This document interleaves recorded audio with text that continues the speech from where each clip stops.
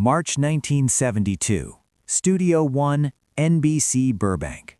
The desk sat under 4,000 watts of tungsten light, its surface polished to a mirror finish that reflected nothing but intention. Johnny Carson adjusted his tie with the precision of a man who understood that every gesture on this stage carried the weight of 30 million witnesses. The band played softly, the curtain waited, and somewhere in the wings, Don Rickles was about to commit an act of professional suicide that would instead become television legend. To appear on The Tonight Show in 1972 was not simply to be famous, it was to be vetted. Carson's desk functioned as the final examination of American celebrity, a place where charm could be measured in real time and fraudulence exposed under the unforgiving arithmetic of live broadcast. Politicians came to seem human, actors came to seem intelligent, comedians came to prove they existed beyond the material, and everyone came because Carson had built something more powerful than a television program. He had constructed a nightly referendum on who America would allow into its living rooms. The show was not entertainment, it was accreditation. Don Rickles had been working nightclubs since the Eisenhower administration, perfecting an act built on calculated disrespect. He insulted audiences with surgical precision, transforming aggression into affection through the alchemy of timing and tone. But clubs were contained environments. Television was different. Television was permanent, and The Tonight Show was the most permanent of all, a program that existed in that strange space between intimacy and monumentality, where casual conversation became cultural record. Rickles had appeared on the show dozens of times, always as Carson's guest, always under Carson's protection. But protection implied limits, and limits implied control.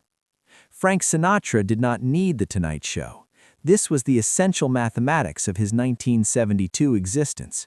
He had survived Bobby Soxer hysteria, weathered the wilderness years of the early 50s, engineered one of entertainment history's most improbable comebacks, and built an empire of recordings, films, and personal mythology that existed independent of television's validation.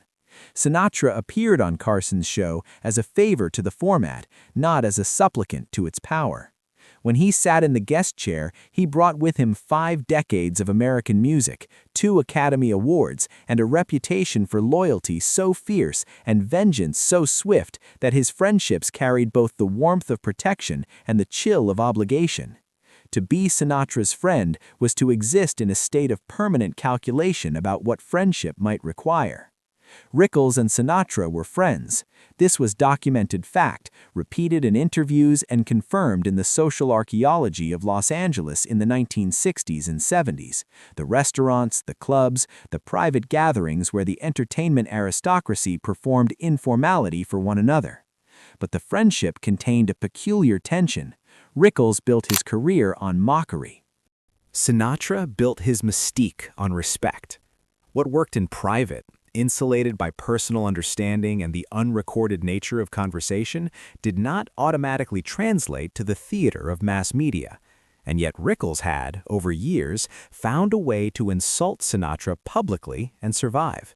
More than survive, to make the insults themselves a form of tribute, a demonstration that Sinatra's power was so absolute it could absorb irreverence without diminishing.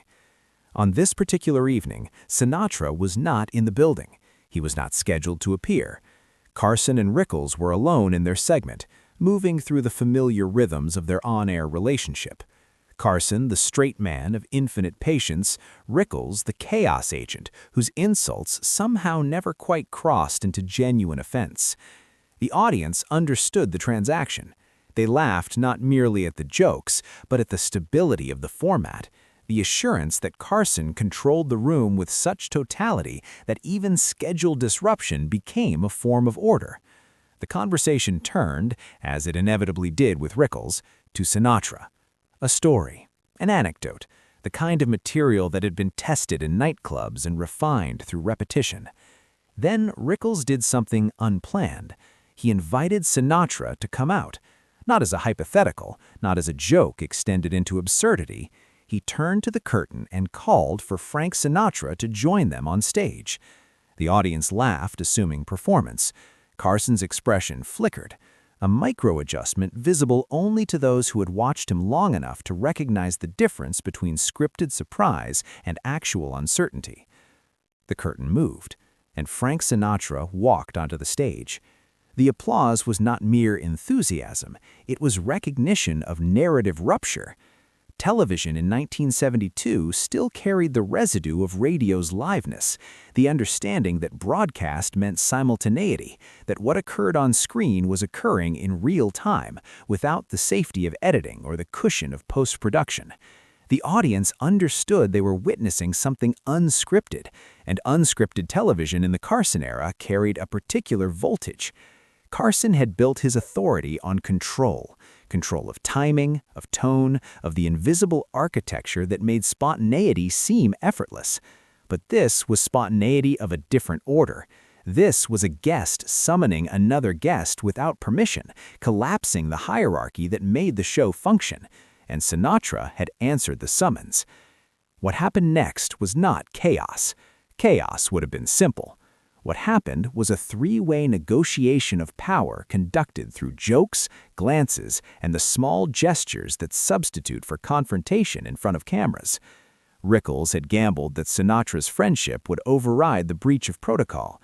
Carson had to manage a situation that threatened the fundamental premise of his show, that he was the one who decided what happened at the desk.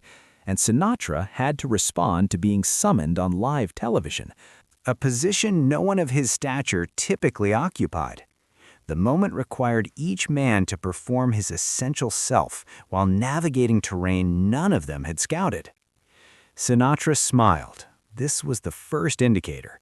The smile was not the tight, controlled expression of a man concealing anger. It was the looser, more dangerous smile of someone deciding in real time how to respond. He moved to the desk. He shook hands with Carson, the gesture functioning as both greeting and reassurance, confirmation that Carson remained the host, that hierarchy had not collapsed entirely. Then he turned to Rickles. The audience held its breath in the way audiences do when they sense genuine stakes, when the frame of entertainment grows thin enough that reality might puncture through. "You got a lot of nerve," Sinatra said. The line balanced perfectly between threat and affection, a demonstration of control that matched Carson's in precision, if not in method. Rickles, to his credit, did not retreat. He leaned into the moment, offering mock apology laced with further irreverence, the kind of double-down that either cements legend or ends careers. The desk became a stage within a stage, three men performing friendship, power, and spontaneity for an audience that understood they were watching something rare. The mechanism of celebrity exposed, the social contracts that governed public behavior made visible through their near violation. Carson navigated the moment with the skill that had made him indispensable to American television. He did not compete with Sinatra for authority. He did not punish Rickles for the breach. Instead, he became the mediator, the translator between Rickles' chaos and Sinatra's power, the figure who could acknowledge the tension without amplifying it, who could let the moment breathe without letting it collapse. He asked questions, he provided space, he allowed Sinatra to demonstrate graciousness and Rickles to demonstrate courage, and in doing so he reasserted his own centrality, not through dominance but through facilitation. The desk remained his, not because he fought for it, but because both guests implicitly acknowledged that his presence made their interaction possible. The symbolic weight of the desk had never been more apparent. It was not furniture. It was a physical manifestation of Carson's role as gatekeeper, the solid surface that separated host from guest, control from chaos, the planned from the spontaneous. When Sinatra stood beside it rather than sitting in the guest chair, the desk became a border, a line that defined territories. When Carson remained behind it, calm and attentive, he remained the architect of the moment, even though he had not designed it. The desk absorbed the tension and transformed it into entertainment, a piece of wood and polish that somehow contained the force of three enormous personalities negotiating respect in front of a nation. What the audience saw was laughter. What television historians would later recognize was a demonstration of the invisible rules that governed celebrity in the Carson era. Rickles had violated protocol, but in a manner that could be reinterpreted as tribute. Sinatra had responded with grace, but in a manner that reminded everyone of his capacity for other responses. Carson had managed the collision without appearing to manage it, a feat of social engineering that looked like casual conversation. The moment worked because all three men understood their roles deeply enough to improvise within them, to create genuine surprise without demolishing the structure that made surprise valuable. The appearance lasted perhaps 7 minutes. Sinatra did not stay for the remainder of the show. He had not come prepared for an interview, and Carson did not force one. The encounter remained what Rickles had made it, a spontaneous convergence, a moment of live television that justified the format's claim to immediacy. When Sinatra left, the show returned to its scheduled programming, but the atmosphere had changed. The audience had witnessed proof that The Tonight Show was not entirely scripted, that Carson's control was tested rather than absolute, and that even in 1972, when television had long since replaced radio as America's dominant medium, the live broadcast still carried the possibility of genuine event. In the days that followed, the story spread through the entertainment press and the informal networks of industry gossip. Rickles told the story in nightclubs, refining it, adding details, transforming the moment into material. Sinatra mentioned it in interviews, his version emphasizing the friendship, the spontaneity, the warmth. Carson, characteristically, said little, allowing the moment to exist without excessive explanation. But within the television industry, the incident became a reference point, a reminder of what live television could achieve and what risks it carried. Producers studied it, future guests referenced it, and the desk, that polished surface under 4,000 watts of light, remained the center of American celebrity, the place where careers were made and tested and occasionally, miraculously, reinvented in real time. The Tonight Show would continue for another 20 years under Carson's stewardship. Rickles would return dozens more times, always as the friend who could insult without consequence, the comedian whose irreverence was itself a form of loyalty. Sinatra would make occasional appearances, each one carrying the weight of his legend and the implicit understanding that he appeared by choice, not by need. But that March evening in 1972 remained singular, a moment when the machinery of television celebrity became visible, when the scripts were abandoned and the live medium justified its claim to liveness. What made the moment valuable was not the laughter, though the laughter was genuine. It was the revelation of how much trust was required for the entire enterprise to function. Carson had to trust that his guests understood the boundaries even when violating them. Rickles had to trust that his friendship with Sinatra was strong enough to survive public testing. Sinatra had to trust that his response would be read as graciousness rather than weakness. And the audience had to trust that what they were seeing was real, that the surprise was not manufactured, that the live broadcast still meant something in an age when so much of television had become taped, edited, and polished into artificial perfection.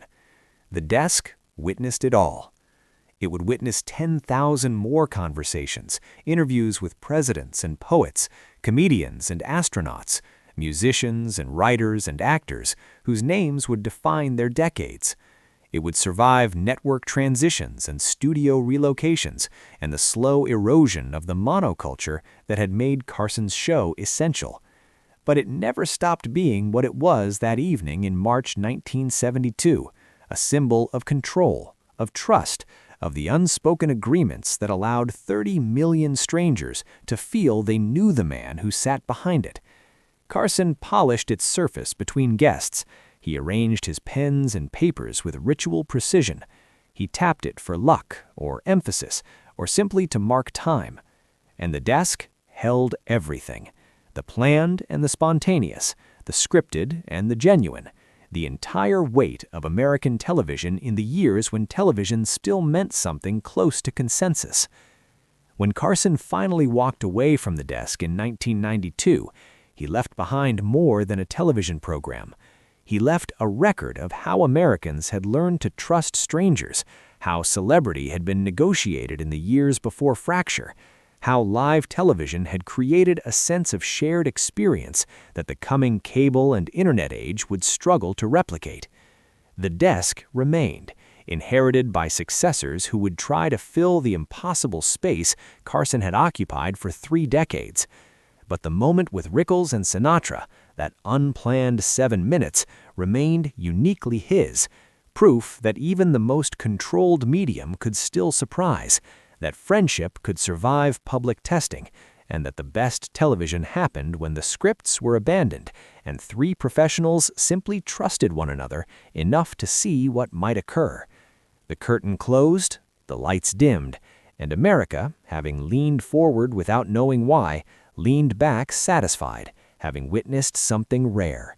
The machinery of celebrity exposed just enough to remind them that behind the polish and the lights and the perfect timing, there were still human beings making decisions in real time, hoping the gamble would pay off, trusting that the desk would hold.